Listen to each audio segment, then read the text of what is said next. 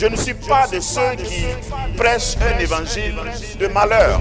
Je ne suis pas en train de vous dire que toute la vie chrétienne se résume en pressoir et tu vas souffrir. Plus tu souffres, plus tu es chrétien. Non. Il y a quelque chose en toi que les gens ne vont pas découvrir. Tant que tu ne passes pas par l'église où tu vas être seul, où tu vas être sur ton lit, tu pleures et les larmes coulent sans que ta voix ne sorte. Je conviens que la plupart des chrétiens visent la couronne. On veut être victorieux. On veut régner avec Christ. Mais avant de t'asseoir dans les lieux célestes, avant de prier, avant de s'asseoir sur son trône, avant de prendre autorité, domination sur toute la terre, est-ce que tu te rends compte que pour pouvoir effectivement manifester ton règne en tant que fils de Dieu, tu dois pouvoir passer le test de la crise, de la croix, avant de recevoir ta couronne. C'est ça la manifestation des fils de Dieu. L'onction qui est dans la corne de l'homme de Dieu est intelligente. Au fait, en réalité, je n'ai pas d'onction pour toi. Si j'incline, si ton cœur est pur, si ton caractère convient, l'huile va sortir. Donc, 7 personnes se sont agenouillées sous l'onction, sous la corne de Samuel. Et l'huile dit, Ntibo, ne sors pas. Et le vieux revient à la première position et dit, Dieu ne t'a pas choisi. Imaginez comment il se lève lourdement. Dit la honte. Se lève lourdement, dit, Le deuxième vient. L'huile dit, Ntibo, je ne sors pas. Le troisième, le quatrième, compte avec moi, le cinquième, le sixième, le septième. Normalement, les religieux de la maison d'Isaïe vont dire non, 7 c'est le chiffre parfait. Ça dit, le septième là, lui, il dit, certainement c'est moi. Vous êtes là, vous vous fatiguez pour rien. C'est moi. Non, surtout quand le sixième s'est levé, il a dit, Ningma, il faut mettre seulement. Lui aussi, il est venu s'agenouiller. Le prophète reprend le même refrain. L'Éternel ne l'a pas choisi. Et il se tourne maintenant vers papa d'Isaïe, puisque lui, il n'est que spectateur, il n'était même pas sur la liste. Dis à ton voisin, si ce n'est pas moi, c'est mon fils. Voilà, parce qu'il y a des gens qui ne seront pas un pour être roi, mais ils seront papa de roi. Et le prophète demande, est-ce là tous tes fils? J'imagine qu'il a réfléchi un instant et puis il dit, ouais, enfin, mais il y a un autre là, mais vraiment, enfin, c'est mon fils quoi, mais bon, c'est un gars qui n'a pas été à l'école. Son histoire là, c'est compliqué. Mais comme tu es homme de Dieu, je ne peux pas te mentir. En tout cas, c'est mon fils. Et j'aime ce que le prophète a dit. Envoie le chercher. Nous n'allons même pas nous asseoir tant qu'il ne vient pas. L'onction est sélective. L'onction ne vient pas sur le premier venu, forcément. L'onction vient sur celui qui a des prédispositions. À cette époque, laisse-moi te dire que David, caché dans la forêt, dans la brousse, avait déjà composé des chants au Seigneur. L'Éternel est mon berger. Je ne manquerai de rien. Il me fait reposer dans de verts pâturages. Il parle de l'Éternel. Il me conduit près des eaux paisibles. Il oint ma tête, etc., etc. Il avait déjà composé ça. Lui et le Seigneur causaient à longueur de journée. David était en pleine communion avec Dieu. Et pour être en communion avec Dieu, tu n'as pas besoin d'une association forcément. Ici, on parle de la relation personnelle. Prendre du temps avec Dieu. Causer avec Dieu. Si tu causes avec Dieu, si tu as l'habitude de causer avec ton Dieu, même si les gens se réunissent sans toi, ils vont t'attendre. On va faire comme dans les communiqués de protocole. Arrivée de David, début de la cérémonie. Vous n'avez jamais entendu ça dans les communiqués? Cérémonie d'onction. 8h30. Arrivée et installation. Accueil et installation. 8h35. Arrivée d'Isaïe, père de la famille. 8h40. Arrivée d'Eliab. 8h45. Arrivée des autres frères. 8h50. Arrivée de la maman des frères. 8h55. Arrivée du prophète.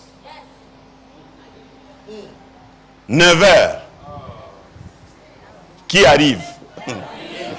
Arrivée de David, début de la cérémonie. S'ils se réunissent sans toi, ils vont t'attendre avant de commencer la cérémonie. Regarde, dans ton village, on a l'habitude de faire des réunions, des colloques, des consultations, et on t'oublie. L'ordre du jour vient de changer à partir du son de ma voix. Ceux qui t'ont rejeté vont te rechercher. Au nom puissant de Jésus. Donc l'onction est intelligente. L'onction ne tombe pas sur une tête qui n'a pas été choisie. Qui est sur un cœur, c'est-à-dire porté par une personne dont le cœur a été préparé. Dieu dit de David, homme selon mon cœur. Certaines versions disent, homme courant ou chassant mon cœur. Courant après mon cœur ou chassant mon cœur. Parce que chaque fois, vous allez voir dans les psaumes, même quand David pêche, il revient vers le Seigneur et dit, oh Dieu, ne me retire pas ton esprit. Crée en moi un cœur pur. Renouvelle en moi un esprit disposé. Tout ce que David faisait, j'aime le dire de façon ironique, il le fait bien. Même quand il veut pécher, il pêche. Je ne sais pas si on peut pécher bien. Mais en tout cas, quand tu arrives, tu sais même qu'il a péché. Il cherche femme de quelqu'un, ça ne suffit pas, il tue le mari de la femme qu'il a cherchée. Ouais, ça c'est David. Il ne sait pas faire les choses à moitié. S'il veut danser, il danse. Regarde, ce que Dieu a là, c'est des gens qui sont prêts à se dépouiller, à enlever leurs vêtements royaux et à commencer à danser. Il dit, Seigneur, seule ta présence me suffit. Je m'en fous de qui me regarde. Je m'en fous de qui est à côté de moi. Si mon voisin ne me comprend pas, ce n'est pas grave. Quand il va me voir sur mon trône, il va comprendre.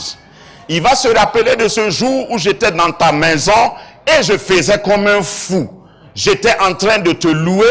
Tout le monde me regardait comme si j'étais bizarre. Mais le jour vient où lorsque je serai assis sur mon trône, et on va dire à tout le monde, par terre, le roi arrive. C'était comme ça à l'époque de David. Quand le roi sort, il y a quelqu'un qui crie. Et puis tout le monde a plat ventre. Ceux qui ont des gros ventres, des petits ventres, tout le monde sur le ventre. Il y en a qui tiennent longtemps, il y en a qui ne tiennent pas longtemps. Mais tant que le roi n'est pas assis, tu ne te lèves pas.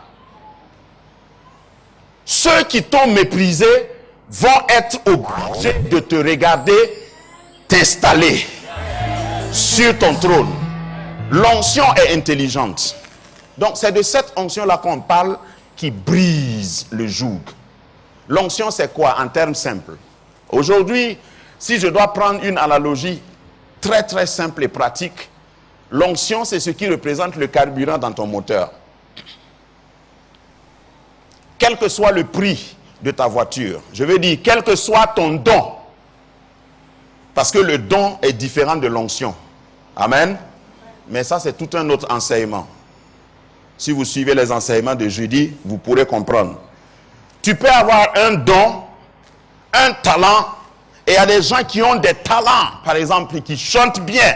Quand ils chantent, tes cheveux marchent sur ta tête. Et puis eux-mêmes, ils ne savent pas pourquoi tes cheveux marchent. Si tu les arrêtes, ils vont dire, non, je n'ai fait que chanter. Pourquoi tu pleures même? Donc c'est un don, une capacité naturelle. Mais il n'y a pas d'onction dedans. Mais il y a quelqu'un qui peut chanter faux. Il chante tellement faux, mais malgré les fausses notes, ce qui sort, ça coule comme de l'huile. Et la matière de l'onction, c'est l'huile. Je n'ai pas dit l'eau d'onction, j'ai dit l'huile d'onction. Et lorsque tu as l'onction, où tu as accepté d'être brisé, humilié, pour libérer la place au Saint-Esprit, parce que le Saint-Esprit, c'est ce qui est représenté par l'huile dans l'onction. Le Saint-Esprit vient occuper la place. Tu peux dire, dans cette église-là, mon don, il n'y a pas son deux. Oh, que Dieu nous garde d'avoir des dons qui ne servent à rien dans sa maison, dans son royaume. Paie le prix qu'il faut. Parce que David a payé le prix, c'est pourquoi il a été choisi. Les gens pensent que l'onction vient de façon accidentelle. Jamais. Jamais. L'onction vient sur un cœur disposé. Sur un cœur qui accepte ce brisé. Et un cœur brisé, c'est quoi? C'est un cœur qui va recevoir des coups et qui refuse d'abdiquer. J'ai été choisi pour faire ce que je fais. Et puis tout le monde vote contre toi. Et tu dis, ça ne fait rien, je continue de faire ce que Dieu m'a dit de faire. C'est ça, un cœur brisé. Donc David, à cette époque, a été oint. 1 Samuel chapitre 16. 1 Samuel chapitre 17, il tue Goliath. C'était à cause de quoi? Je n'ai pas entendu. L'onction. Il a été oint pour être quoi? Roi. David a fait 7 ou 8 ans entre son onction et son accession au trône. Mais le gars tenait bon. Regarde, on t'oint, c'est-à-dire on te nomme comme directeur de service. Avec tous les droits y afférents. Sur la note, on a mis indemnité de logement, indemnité de bissap, indemnité de jus de raisin, indemnité, tous les avantages. Voiture de service. Congé payé à Honolulu chaque année. Et puis tu attends 7 ans, tu n'as même pas ton premier salaire de directeur. Quels sont ceux qui sont prêts à supporter?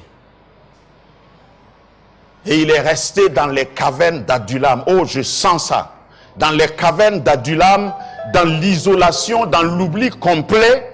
Et il continuait. David était habitué à la solitude. Continuait de composer des chants. C'est pourquoi les psaumes sont au beau milieu de ta Bible. Tu prends ta Bible en papier, là, tu vas voir que les psaumes sont au milieu. Parce que ça a été écrit par quelqu'un qui sait de quoi il parle. Il est resté pendant toutes ces années fidèle au Seigneur. Il dit, Seigneur, où fuirai-je? C'est là-bas il a écrit à Adullam. Il a écrit ce psaume. Où fuirai-je loin de ta face? Même si je prends les ailes de l'aurore, même si je me cache dans des grottes, tu es là avec moi. Grâce Académie, une vision, une plateforme, un cadre d'expression et d'épanouissement pour tout l'homme. Une ambassade du royaume de Dieu, un peuple d'adorateurs, Un centre multiracial, une église sans cloison avec pour seule passion vivre la réalité de l'évangile de Jésus-Christ. Grâce Académie, une voix prophétique et une vision pour sa génération. Situé à Ouaga 2000, à 700 mètres de l'ambassade des États-Unis, côté Est. Grâce Académie.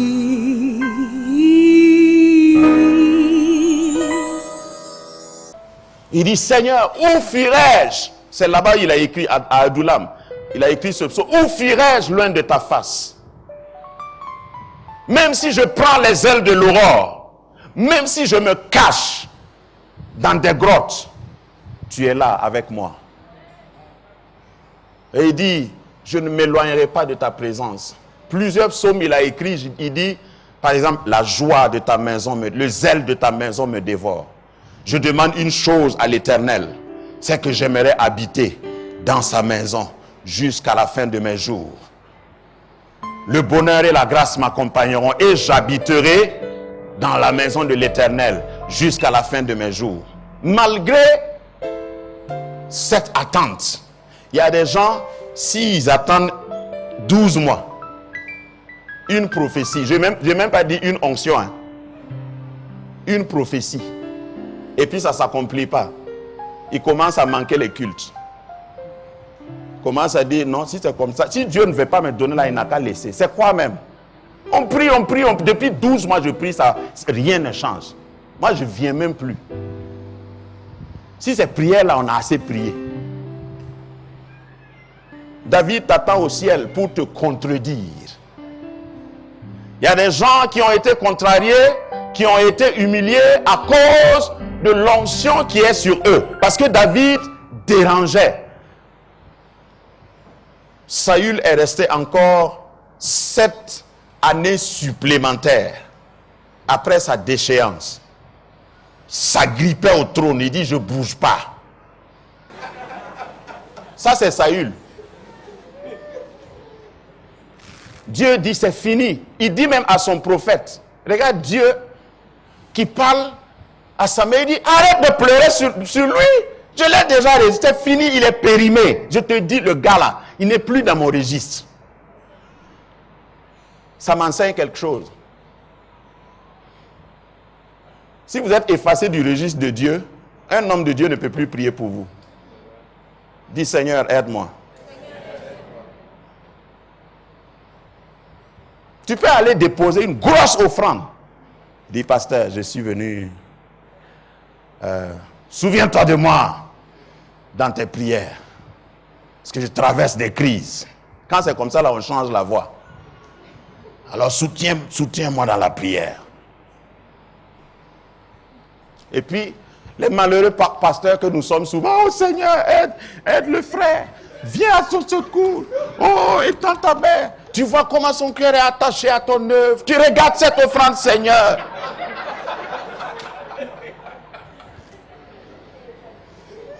Et le Seigneur dit, hey, tu pleures pourquoi même? Tu parles de qui? Saül. Saül? Mais il y a longtemps, on a cliqué sur quitter. On a fermé le dossier là il y a longtemps, ce n'est même plus dans l'ordinateur. Pauvre Saül. Arrête de pleurer et de te lamenter sur lui. Regarde, tu ne peux pas prier pour un Saül pour qu'il soit restauré. Ce qui active la prière du plus grand homme de Dieu sur ta vie, c'est ta vie toi-même, ta relation avec Dieu. Si quelqu'un te dit le contraire, il te flatte. C'est ça l'onction. L'onction qui brise le joug t'amène à t'occuper de ta propre vie. Ce que tu fais là n'a rien à voir avec l'onction. Ton don, ta position, ton titre, ça n'a rien à voir. Le gars a été oint et il est reparti perdre son troupeau. Dans 1 Samuel 17, quand il est venu sur le terrain de la guerre, il était venu en tant que quoi? Berger et enfant de course de la famille. Ça veut dire qu'il a été oint, mais on n'a pas changé son statut. Chaque fois qu'on voulait envoyer quelqu'un, hey David, Waka. Rick Bourantikon, ok, Ndamba. D'ailleurs, c'est toi qui sais courir. Prends le pain là, va en brousse donner. C'est le roi. Et c'est au roi qu'on s'adresse comme ça. Hein. Ramasse le pain là. Fais vite. Tu ne sais pas que les valeureux soldats, mes 10 fils qui sont dans l'armée de Saül là, ont faim. Dépêche-toi. Hein. Et David devait courir avec le pain. Un roi qui court dans les herbes avec du pain. Regarde, si tu n'arrêtes pas de servir fidèlement, les mêmes à qui tu vas donner le pain seront obligés de venir te demander du pain. Parce qu'il y a eu un temps où finalement, David est monté sur le trône. Et Dieu a élargi même son règne. Il a régné sur Israël et sur Juda. Dans le temps où il était à Adulam, Dieu a amené des gens pour qu'ils soient formés. Et c'est eux qui sont devenus les vaillants hommes de David. Je veux dire à quelqu'un, à cause de ton obéissance, de ta patience, du brisement que tu acceptes subir, tu vas être équipé quand tu vas monter sur le trône. Lorsque tu seras assis sur le trône, il te suffira de faire comme ça seulement. Et quelqu'un va dire, mon roi, qu'est-ce que tu veux? Je vais traverser le camp des ennemis. C'est-à-dire, c'est des gens exercés. Commando d'élite. Ils traversent le camp pour aller chercher de l'eau et revenir traverser le camp, donner à David à boire. Et il n'a pas été atteint par une flèche. Parce que si l'onction de Dieu t'accompagne, tu vas faire des choses qui vont étonner, choquer, scandaliser, stigmatiser même tes ennemis. Quand on va entendre ton nom, on va dire, c'est lui encore. Bon, écoutez, les gars, on suspend la réunion, chacun n'a qu'à aller chez soi. Bon, en tout cas, moi, je suis parti. Celui qui parle la même part avant les autres. C'est ça l'explication, ils viendront par un seul chemin, ils fuiront par 7 chemins. C'est ça la vérité. Parce que l'onction de Dieu sur toi combat tes ennemis à distance. Je vous ai dit que l'huile sur la tête de la brebis, dans le psaume 23, c'était une huile insecticide. Et quand la brebis est en train de brouter, toutes les bêtes, tous les insectes qui pouvaient venir le piquer, à cause de l'odeur de cette huile, sont en train de fuir. Même les serpents qui sont dans les herbes vont fuir. L'onction chasse et combat à distance. C'est pourquoi la Bible dit, ne touche pas à mon oint. Et quand on dit mon oint, il parle de toi. Christ a déjà oint. Tu as déjà le Saint-Esprit en toi aujourd'hui. C'est ça l'onction. Quand tu arrives dans un bureau, quand tu arrives devant un jury de recrutement, vous êtes assis dans la salle d'attente et vous entrez un à un. Quand ça va arriver à ton tour, à cause de l'onction, tu arrives et puis tu t'assois. Et puis le Saint-Esprit va dire à celui qui recrute là, c'est lui. Dis avec moi ignorance. Et la parole de Dieu dit, dans Osée chapitre 4, verset 6, ça c'est un peu le devoir de maison que je vous donne maintenant. Mon peuple est détruit parce qu'il lui manque la connaissance. Beaucoup de gens connaissent ce verset mais ne terminent pas. Le reste du verset dit, puisque tu as rejeté la connaissance, je te rejetterai et tu seras dépouillé de mon sacerdoce. Ici, on parle de l'onction. Donc, tu peux perdre l'onction. Avant que le prêtre ne puisse officier, sacerdoce ici parle de la prêtrise. Avant que le prêtre ne puisse officier, on doit l'oindre. Et si le prêtre rejette la connaissance, on lui enlève l'onction. Et il y a des gens aujourd'hui qui se comportent comme s'ils sont des Melchisédek. Je n'ai ni père ni mère. Moi, j'ai apparu comme ça seulement. Qui est ton père spirituel? Non, je n'en ai pas. Je n'en ai pas besoin. Tu es affilié à quelle église? Non, au fait, moi, vous savez, les églises là m'ont déçu. Donc, j'ai décidé de prier sous mon hangar. tu as rejeté la connaissance et on te rejette aussi. Quand je lis ce passage, ça me fait trembler. Il dit, je te dépouillerai de mon sacerdoce. On dit mon sacerdoce. Le sacerdoce, là, ce n'est pas pour toi. Puisque tu as oublié la loi de ton Dieu, j'oublierai quoi? Dis, Ça veut dire que si tu es ignorant, c'est transmissible. Tu passes ça à tes enfants. Je parle ici de l'ignorance de la loi de Dieu, bien sûr, dans le contexte. Beaucoup de chrétiens, ce qui les empêche et ce qui retire leur onction, il y en a qui ont été oints, mais ils ne s'adonnent pas à étudier la Bible, à chercher la connaissance, la vérité. Si on dit réunion de prière, ils sont présents.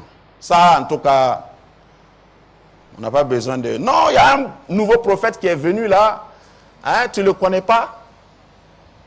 Ah, le prophète flip-flop. Non, il est fort. Celui-là, c'est clair même. Donc, tu vois tout le monde partir. C'est le prophète flip-flop. Ça n'existe pas. Hein. C'est moi qui ai inventé le nom là. Et il dit, prie. Est-ce que Dieu ne t'a rien dit pour moi? Eux-mêmes, ils n'entendent plus Dieu. Mais ils connaissent ceux qui entendent Dieu. Parle! Il faut parler. Au moment où, si le prophète, si ce n'est pas flip-flop, et c'est un vrai prophète qui dit la vérité, si ça ne correspond pas à ce qu'ils veulent, il change de prophète. Il dit, lui là, il est trop dur. Un pasteur qui prêche comme ça, pasteur qui aime toi, il est bien, mais quand, souvent, il a des messages trop durs. Moi, je suis fatigué.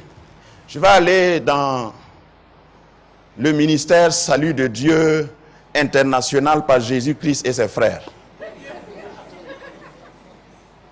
Parce que là-bas, ils sont cool. Ils ne parlent pas du péché. Même quand tu pêches, ils disent c'est la faiblesse. Voilà, la chair est faible.